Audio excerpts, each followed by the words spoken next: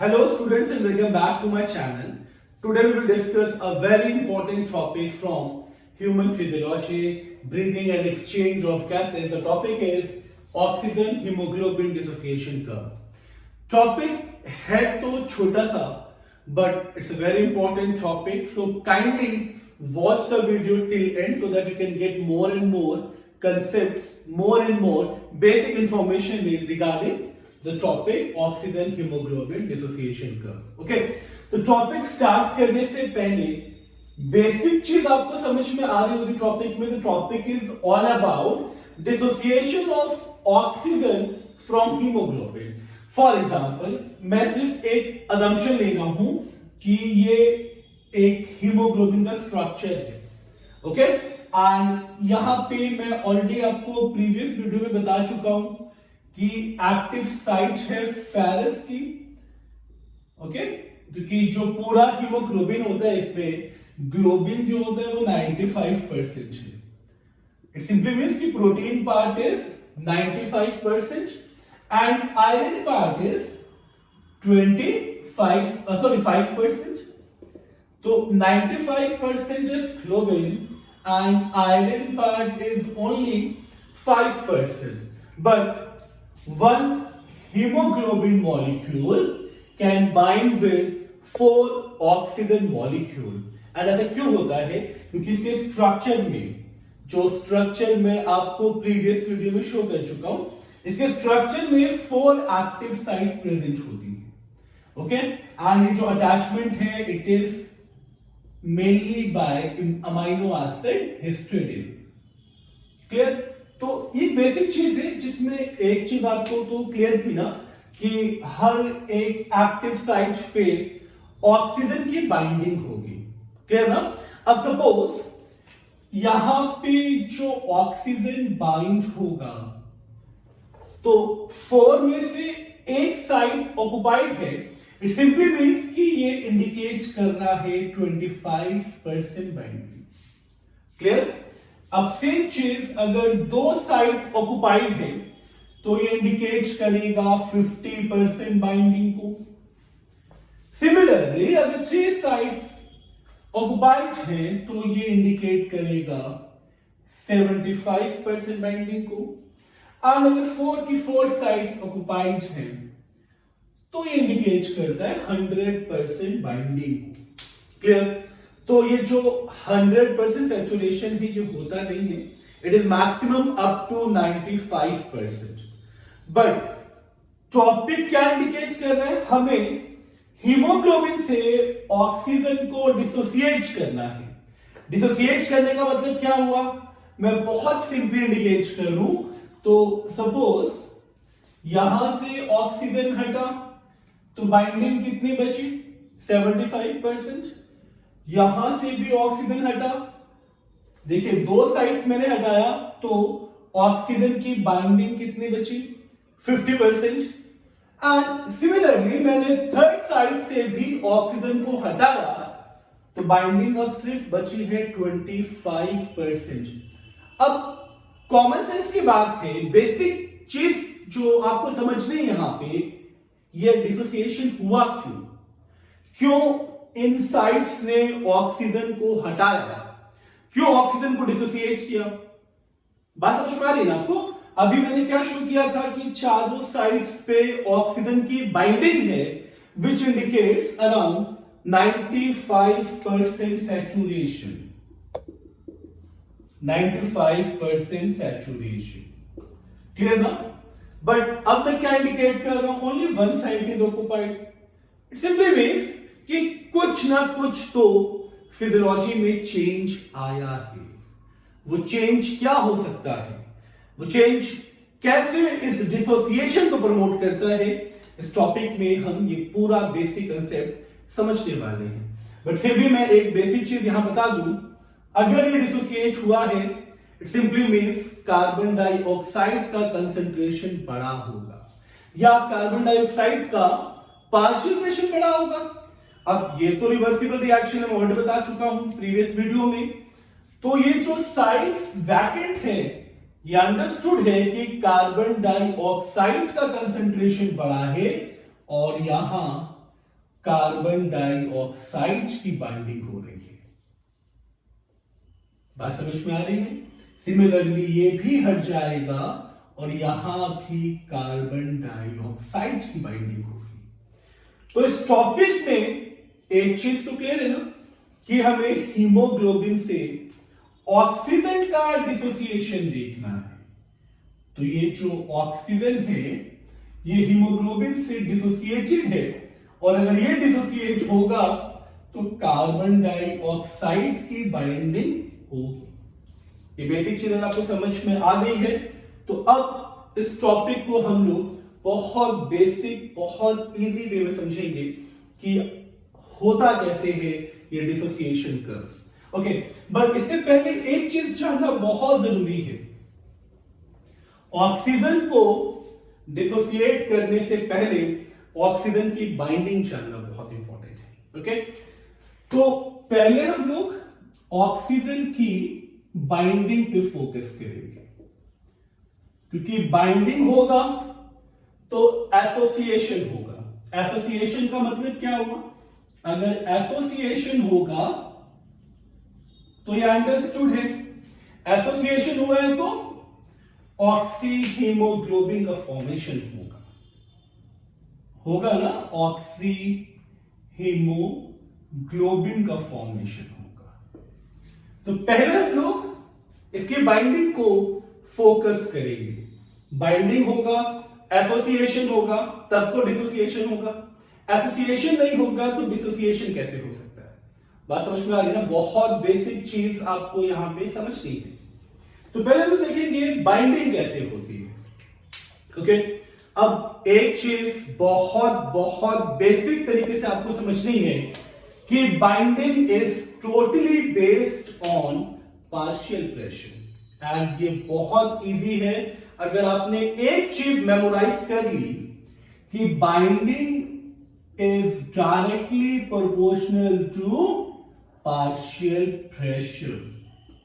Okay, तो ये जो बाइंडिंग है, मैं नॉट इसको मैं इक्वल टू मेंशन नहीं करूंगा। Binding is directly proportional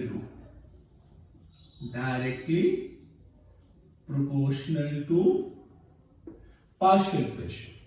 okay, अब इस चीज को मैं बहुत इजीली समझा रहा हूं।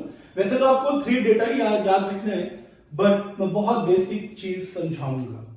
जो 3 डेटा आपको याद रखना है उसमें सबसे इंपॉर्टेंट चीज क्या है? पार्शियल प्रेशर एंड बाइंडिंग का रिलेशन समझना है। तो मैं एक तरफ मेंशन करूंगा पार्शियल प्रेशर, ओके, एंड यहां मैं इंडिकेट करूंगा बाइंडिंग को कि इस प्रेशर पे बाइंडिंग कितनी होगी।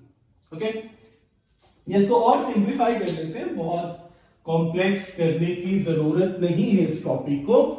तो मैं डायरेक्टली आपको बताता हूं धीरे धीरे कि सपोज अगर पार्शियल प्रेशर एंड बाइंडिंग का रिलेशन देखें तो ऑक्सीजन का पार्शियल प्रेशर जब 25 mmHg होता है, पार्शियल प्रेशर ऑफ ऑक्सीजन जब 25 mmHg है, ठीक है, बात समझ में आ रही है आपको? तब ये जो बाइंडिंग करता है हीमोग्लोबिन के साथ, ये 50% बाइंडिंग करता है। ओके, तो 50% जो बाइंडिंग हुई है ऑक्सीजन प्लस हीमोग्लोबिन, वो फर्स्ट कंडीशन आपको पता होनी चाहिए। 25 mmHg का अगर प्रेशर है तो 50% बाइंडिंग होना कंफर्म है। नंबर 2, जैसे प्रेशर थोड़ा और बढ़ेगा, यानी प्रेशर पहुंच गया 40 mmHg मिलीमीटर ऑफ मर्क्यूरी, तब बाइंडिंग अप्रोक्स 75% पहुंच जाती है।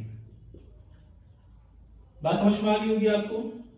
ऐसे थोड़ा पार्शियल प्रेशर जब और बढ़ेगा, पार्शियल प्रेशर जब ऑक्सीजन का 100 हो जाता है तो बाइंडिंग अराउंड 95% होने लगती है। 95% ऑक्सीजन बाइंड्स विद हीमोग्लोबिन। तो एक सिंपल सा डेटा है, बट इस डेटा में एक चीज आप नोटिस कर रहे हो ना, जैसे जैसे पार्शियल प्रेशर राइज कर रहा है उतने ही ज्यादा बाइंडिंग भी हो रही है ना। तो ये इंडिकेट कर रहा है कि जैसे जैसे प्रेशर बढ़ेगा, पार्शियल प्रेशर अगर मैं यही 25 का हाफ कर दूं, अप्रॉक्स 12 कर दूं, तो बाइंडिंग 25% होगी विद हीमोग्लोबिन। बात समझ में आ रही है ना।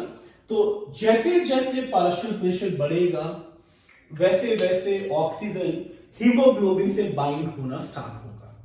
तो इस डेटा पे एक बहुत सिंपल मैं ग्राफिकल प्रेजेंटेशन दूंगा जो एनसीईआरटी के लिए बहुत इंपॉर्टेंट है समझना, जो एनसीईआरटी में है और समझना आपके लिए बहुत इंपॉर्टेंट है। उस चीज को हम लोग अब बहुत इजी वे में समझेंगे। ओके, तो मैं ये पोर्शन भी क्लियर कर रहा हूं ताकि बहुत अच्छे से आप इस ग्राफ को समझें और कोई डाउट, जो कोई कंसेप्ट आपका अधूरा ना रहे। तो एक सिंपल सा ग्राफ हम लोग प्लॉट करेंगे, ठीक है। और एक तरफ हम लोग मेंशन करेंगे परसेंट सैचुरेशन ऑफ हीमोग्लोबिन। तो मैं इसको यहां से मैं पहले मार्क कर लूं, यहां पे परसेंट सैचुरेशन ऑफ हीमोग्लोबिन, मैं इसको इस तरह से इंडिकेट कर रहा हूं, percent saturation of haemoglobin. And यहां मैं इंडिकेट करूंगा पार्शियल प्रेशर। ओके, तो अब इसको बहुत बेसिकली समझा जाए तो 2020 का स्पॉट्स में लेके चलूंगा। ये हमारा इनिशियल पॉइंट है, देन 20, 40, 60, 80 एंड 100। ओके, एक छोटा सा ग्राफ हो जाएगा बट इजी टू अंडरस्टैंड रहेगा आपके लिए। Similarly 20, 40, 60, 80 and 100। ओके, अब पहली कंडीशन क्या थी? पहली कंडीशन ये थी कि अगर पार्शियल प्रेशर, मैं ऑलरेडी मेंशन कर चुका हूं, अगर पार्शियल प्रेशर 25 mmHg है तो बाइंडिंग कितनी होगी? 25 mmHg का अगर पार्शियल प्रेशर है तो बाइंडिंग 50% होगा ना। तो अगर इस कंडीशन को हम लोग समझे तो ये 20 एंड 40 का मिड होगा 30, यहां हम लोग लेंगे इसका हाफ 25। ओके, तो 25 का जो पार्शियल प्रेशर आ रहा है, ओके, इस पे बाइंडिंग कितनी हो रही है 50, तो 40 एंड 60 का मिडल लेंगे, यहां पे 50। क्लियर है आपको? इसको थोड़ा सा स्ट्रेट कर लेते हैं ताकि ग्राफ प्लॉट करने में इशू ना आए। तो ये जो इंडिकेशन है बात समझ में आ गई होगी आपको। Partial pressure 25 and binding 50% of haemoglobin. Similarly the second condition is अगर पार्शियल प्रेशर 40 mmHg का है तो बाइंडिंग 75% हो जाएगी। तो पार्शियल प्रेशर हमको कितना लेना है? 40 mmHg लेना है। ये 40 का इंडिकेशन है यहां पे, और ये 60 और 80 का मिड होगा 70 एंड थोड़ा सा इससे राइज करेंगे हम लोग, यहां पे ये 75, ओके, एंड ये 40 है। तो ग्राफ बिल्कुल सीधा प्लॉट करेंगे हम लोग।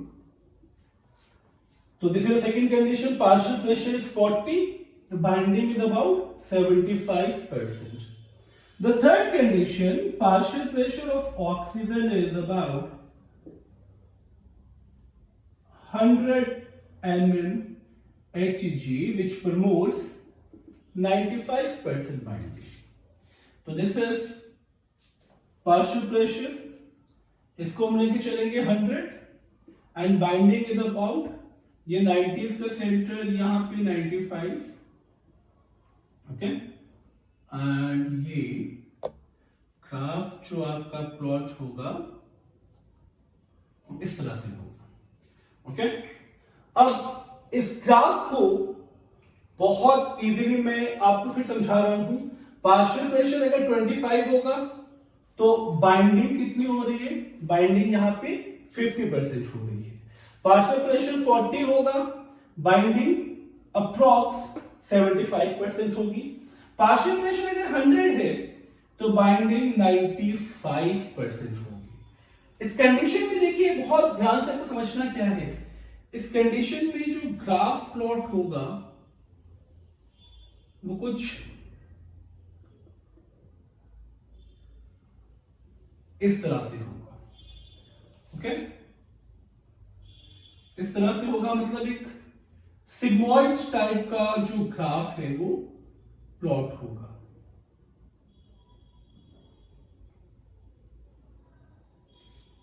बात समझ में आ रही है आपको? तो ये जो ग्राफ है इसे हम सिग्मॉइड ग्राफ बोलते हैं।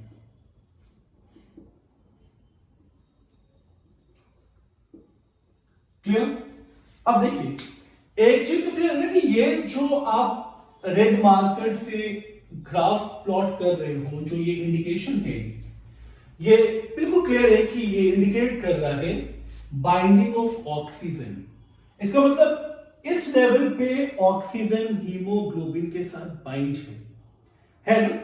अब जब डिसोसिएशन होगा तो ये अंडरस्टूड है, ग्राफ राइट की तरफ आने लगेगा। क्यों आने लगेगा? क्योंकि ये जो चीज है, अब मैंने चीज बताई थी ना अभी कि जैसे ही ऑक्सीजन हीमोग्लोबिन से डिसोसिएट होगा, अलग होगा, तब क्या होगा कंडीशन? अलग हुआ क्यों होगा? ये जाहिर सी बात है, पार्शियल प्रेशर बढ़ रहा है तो बाइंडिंग हो रही है।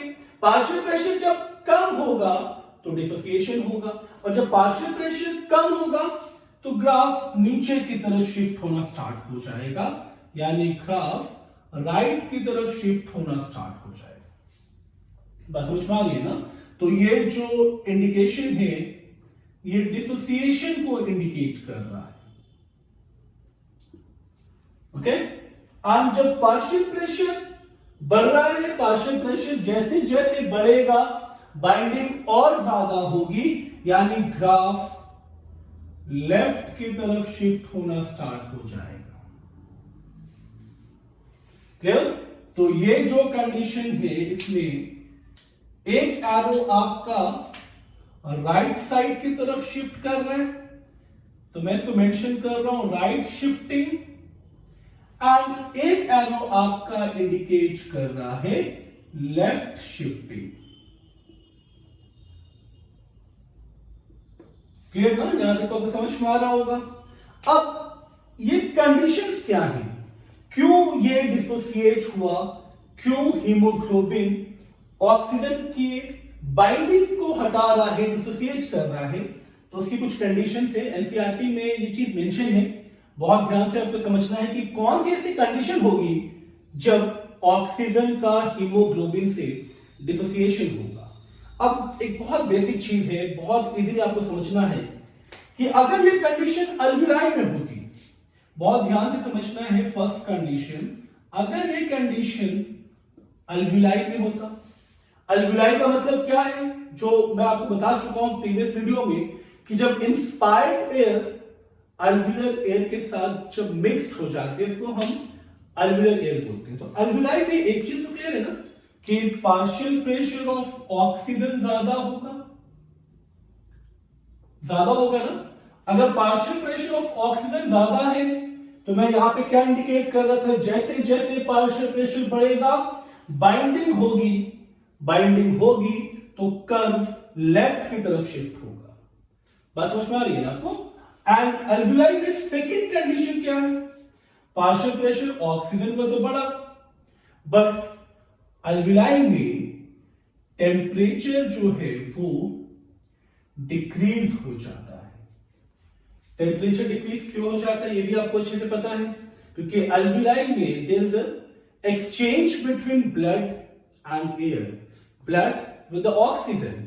उस कंडीशन में क्या होता है कि एयर के कांटेक्ट में आने की वजह से यहां पे टेम्परेचर हमारे बाकी टेम्परेचर और ब्लड के टेम्परेचर के अकॉर्डिंगली कम हो जाता है।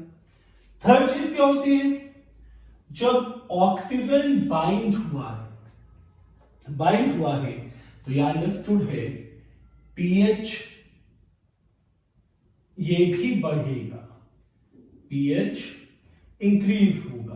क्योंकि पीएच डिक्रीज कब होगा ये मैं आपको बताऊंगा, तब आपको समझ में आएगा पीएच इंक्रीज एंड डिक्रीज का लेवल क्या है, इंपॉर्टेंस क्या है। तो अल्विलाई में तो हमें कंडीशन मिलेगी, बट अगर आप इस चीज को टिश्यू से रिलेट करें तो क्या होगा, अगर आप टिश्यू से रिलेट करोगे तो ये अंडरस्टूड है, टिश्यू में जब आप ऑक्सीजन की सप्लाई करने जा रहे हो तो वो ऑलरेडी CO2 को रिलीज करने के लिए तैयार है ना, यानी CO2 का जो पार्शियल प्रेशर होगा वो ज्यादा होगा, और जब पार्शियल प्रेशर कार्बन डाइऑक्साइड का ज्यादा होगा तो ऑक्सीजन का डिसोसिएशन होगा ना। नंबर 2 जो बहुत इंपॉर्टेंट है, टेम्परेचर ये भी इंक्रीज होगा। अगर टेम्परेचर बढ़ेगा तब भी ऑक्सीजन का हीमोग्लोबिन से डिसोसिएशन होगा। एंड थर्ड, पीएच डिक्रीज होगा।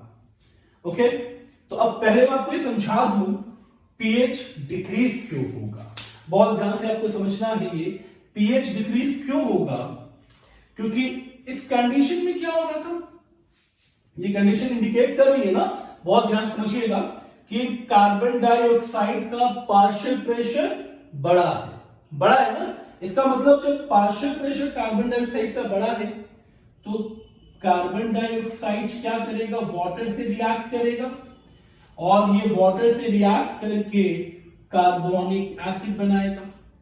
फिर कार्बोनिक एसिड की स्प्लिटिंग होगी ना इनटू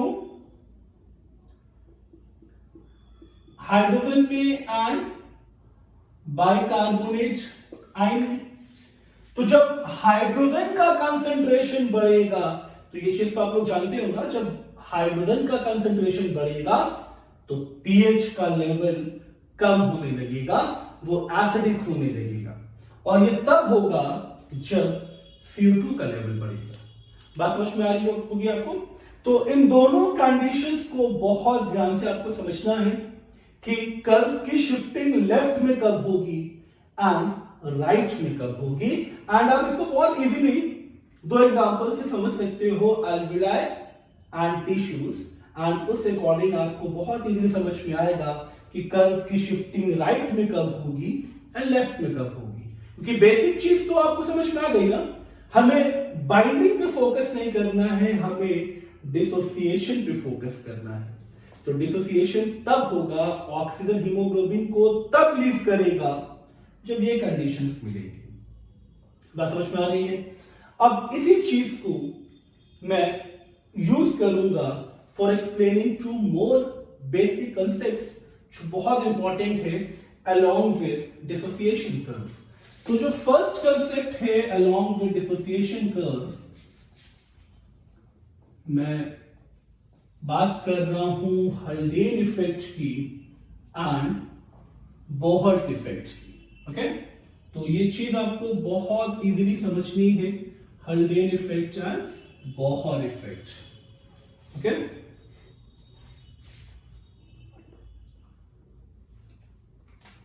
तो जल्दी से आ जाते हैं अब पहले हल्डेन इफेक्ट पे। ओके, अब हल्डेन एंड बोहर को इस ग्राफ के थ्रू समझाना है तो एक बहुत छोटी सी ट्रिक आपको याद रखनी होगी। This is the actual graph. ये राइट एंड लेफ्ट शिफ्टिंग की बात मैं नहीं कर रहा हूं, राइट एंड लेफ्ट की शिफ्टिंग की बात अभी मैं नहीं कर रहा हूं। अभी मैं इसको नॉर्मल कर्व की बात कर रहा हूं।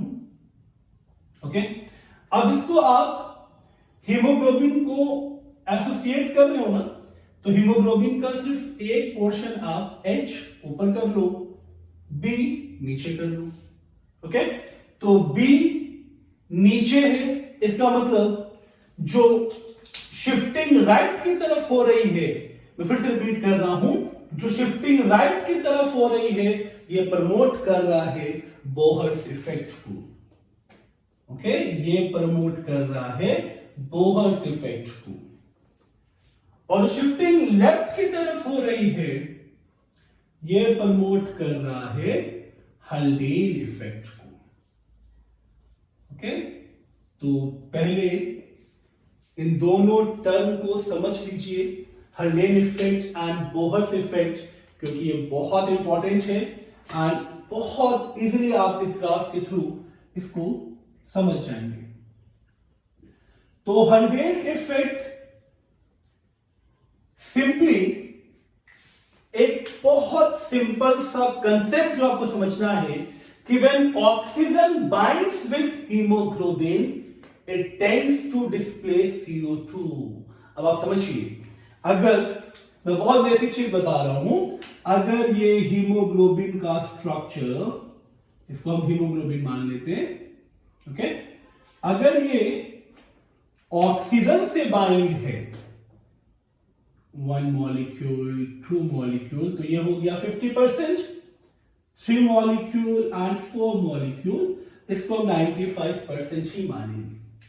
तो अगर हीमोग्लोबिन, इसको हम हीमोग्लोबिन मान लेते हैं, अगर हीमोग्लोबिन ऑक्सीजन से बाइंड है तो CO2 टेंड्स टू डिस्प्लेस, ये डिस्प्लेस होगा when oxygen binds with haemoglobin. अब ये चीज तो क्लियर है, क्योंकि अगर ये ऑलरेडी बाइंडेड है विद ऑक्सीजन तो CO2 को हटना पड़ेगा। इट सिंपली मीन्स कि अगर आप इस चीज को इस कर्व के थ्रू समझो, लेफ्ट की तरफ क्या था, लेफ्ट की तरफ साफ साफ मैं समझा रहा था ना अभी कि लेफ्ट की तरफ जाने का मतलब यहां पे ऑक्सीजन की बाइंडिंग हीमोग्लोबिन से हो रही है, क्योंकि पार्शियल प्रेशर बढ़ रहा है तो बाइंडिंग हीमोग्लोबिन से होगी। इट सिंपली मीन्स कि जब ऑक्सीजन हीमोग्लोबिन से बाइंड हुआ है, CO2 हटा है, तो हल्डेन इफेक्ट क्या प्रूव कर रहा है? हल्डेन इफेक्ट प्रमोट करेगा ट्रांसपोर्ट ऑफ CO2। अब इसको लेके कंफ्यूज क्यों नहीं होना है, क्योंकि भैया ऑक्सीजन तो बाइंड है विद हीमोग्लोबिन, ऑक्सीजन बाइंड से CO2 हटा है ना, तो CO2 हटा है तो सिंपली CO2 को अदर ऑप्शंस के थ्रू ट्रांसपोर्ट होना पड़ेगा। अब ये अदर ऑप्शंस क्या हैं? मैं ऑलरेडी ट्रांसपोर्ट ऑफ CO2 बता चुका हूं, बट मैं ब्रीफ समराइज्ड फॉर्म में 3 के 3 पाथ, जो 3 मेथड्स हैं for the transport of CO2 वो बता रहा हूं।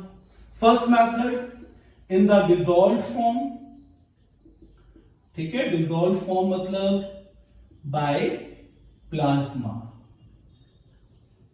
क्लियर? एक ऑप्शन तो ये आएगा इसके पास। Number 2 in the form of bicarbonate ion, in the form of bicarbonate ions, and इस मेथड से 70% ट्रांसपोर्ट होगा। एंड थर्ड इज बहुत इजीली जो मेथड मैंने बताया था, हालांकि ये मेथड हम लोग अभी इसमें अप्लाई नहीं कर सकते हैं, वो बिल्कुल लास्ट ऑप्शन है कि इन the form of carbamino haemoglobin. और ये तभी होगा, मैं फिर से रिपीट कर रहा हूं, ये तब होगा जब हीमोग्लोबिन ऑक्सीजन को डिसोसिएट करेगा। बात समझ में आ गई? तो हल्डेन इफेक्ट कितना इजी हो गया, अगर ऑक्सीजन बाइंड है विद हीमोग्लोबिन तो CO2 को ट्रांसपोर्ट होना है, यानी it promotes the transport of CO2 and CO2 फिर इन ऑप्शंस के थ्रू मूव करेगा, mainly the first second option, third की मैं बात नहीं कर रहा। ओके, अब बोहर्स इफेक्ट में क्या हुआ है, जस्ट उल्टा हुआ है ना। यानी यहां पे क्या हुआ था, अगर मैं इस चीज को सिंपली इंडिकेट करूं तो ये प्रमोट कर रहे हैं कार्बन डाइऑक्साइड की बाइंडिंग विद हीमोग्लोबिन, कर रहे हैं ना कार्बन डाइऑक्साइड की बाइंडिंग विद हीमोग्लोबिन। इसका मतलब हीमोग्लोबिन तो कार्बन डाइऑक्साइड के साथ बाइंड है, तो ये प्रमोट करेगा, it promotes transport of O2 and transport of O2 का मतलब बहुत सिंपली आपको समझना है, यहां पे कंफ्यूज नहीं होना है। यहां पे ट्रांसपोर्ट ऑफ O2 का मतलब वैसे तो ऑक्सी हीमोग्लोबिन है, बट ऑक्सीजन यहां पे वेट करेगा जब तक हीमोग्लोबिन कार्बन डाइऑक्साइड से डिसोसिएट नहीं होगा, या जब तक ऑक्सीजन का प्रेशर, पार्शियल प्रेशर नहीं बढ़ेगा, तब तक ये स्लाइड, मतलब मैंने बताया था पहले भी आपको कि 97% ट्रांसपोर्ट तो इन the form of oxy haemoglobin होगा, बट कुछ अमाउंट ट्रांसपोर्ट होगा थ्रू द प्लाज्मा। क्लियर? तो इस टॉपिक में डिसोसिएशन कर्व जितना इंपॉर्टेंट है, उतना हल्डेन इफेक्ट भी इंपॉर्टेंट है, उतना ही बोहर्स इफेक्ट भी इंपॉर्टेंट है। तो बेसिक चीज आपको याद रखनी है कि पार्शियल प्रेशर जब ऑक्सीजन का बढ़ेगा तो बाइंडिंग ऑफ हीमोग्लोबिन प्रमोट होगी विद द ऑक्सीजन। जैसे जैसे पार्शियल प्रेशर बढ़ेगा बाइंडिंग और ज्यादा होगी, तो कर्व लेफ्ट की तरफ होगा। अगर कर्व राइट की तरफ आ रहा है तो वो इंडिकेट करता है डिसोसिएशन। डिसोसिएशन का मतलब तब ऑक्सीजन हीमोग्लोबिन से हटना स्टार्ट हो जाएगा, जैसे अभी से 50% बाइंडिंग शुरू हो रही है। ओके, अब इस कंडीशन में क्या होगा, हल्डेन इफेक्ट एंड बोहर्स इफेक्ट दोनों डेवलप होंगे। पहले इस चीज को समझना है कि आपको ऊपर H एंड नीचे B, हीमोग्लोबिन के लिए HB का सिंबल यूज करते हैं ना, तो हल्डेन इफेक्ट का मतलब, अब हल्डेन इफेक्ट ऊपर की तरफ गया है, ऊपर वाला कर्व क्या शो कर रहा था कि ऑक्सीजन हीमोग्लोबिन के साथ बाइंड है। It simply means it promotes the transport of CO2, क्योंकि ऑक्सीजन तो हीमोग्लोबिन के साथ बाइंडेड है, तो CO2 अपने लिए ऑप्शन ढूंढेगा। ओके, नंबर 2, अगर अगर राइट की तरफ शिफ्ट है तो बोहर्स इफेक्ट डेवलप होगा। बोहर्स इफेक्ट प्रमोट करता है ट्रांसपोर्ट ऑफ O2, क्योंकि ये कार्बन डाइऑक्साइड के पार्शियल प्रेशर बढ़ने की वजह से हीमोग्लोबिन से बाइंड हो जाता है एंड तब ट्रांसपोर्ट ऑफ O2 प्रमोट होता है। आई होप ये छोटा सा वीडियो आपको बहुत इंटरेस्टिंग लगा होगा। कंसेप्ट्स बहुत इजी हैं, प्लीज इसको अच्छे से समझ लें, क्योंकि आपके कॉम्पिटिटिव एग्जाम में as well as academic exam में बहुत काम आएगा। तो प्लीज चैनल को लाइक करें, शेयर करें एंड सब्सक्राइब करें, और ऐसे ही चैनल के साथ बने रहें ताकि मैं मोर एंड मोर वीडियोस आप लोगों के लिए ला सकूं। Thank you so much.